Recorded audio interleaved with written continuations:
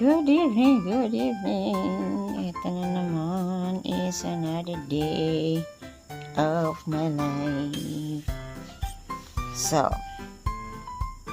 ang gagawin ko yan. So, ayan guys, wala, kita pala yung ano ko guys, yung puting box. So, yan. Today is a very, very busy day guys. So, nagpa-change ako ng Globe Wi-Fi 6 router. Nagpa-update ako sa Globe. So, kung luma na yung mga router nyo dyan sa Globe, pwede po kayong punta sa Globe mismo. Kasi walk-in dito sa amin sa Davao is walk-in lang.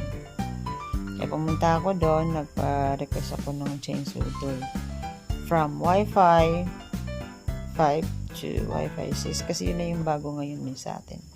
So, pumunta ako doon, nagpa-change ako. Kasi para update ba? So, sa mga luma dyan na hindi nyo pa po alam, pwede po kayo mag-request sa Globe. Pumunta po kayo sa kanilang service center, sa kanilang tanggapan. So, para ma-update po yung router ninyo.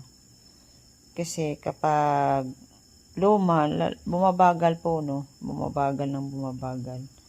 So, nagpa-update ako para naman maging update tayo para mas mabilis ba. So, and then, pwede rin po kung matagal na po kayong member or subscriber ng postpaid Globe at Home, pwede po kayong mag-upgrade ng plan kung ano po yung available nila. Kasi every year po yan, nag-upgrade sila. So, pwede po kayong magpa-upgrade ng plan. Kung mababa siya, pwede nyo pong taasan. Kasi papalitan po nila yan. Request, punta lang po kayo doon nga sa kanilang Globe service center. Yan po.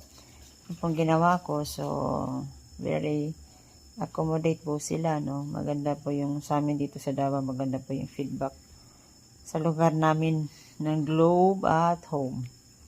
Kasi postpaid yun sa amin. So, good job guys. Good job. So, yun po yung aking masasabi. Depende po yun, no? Iba-iba po kasi yung ating lugar. But dito sa amin sa Davao is good job po ang service nila. Ano po sila? Mabilis po yung action. Kaya, yun. Thank you guys. See you in my next video. Bye!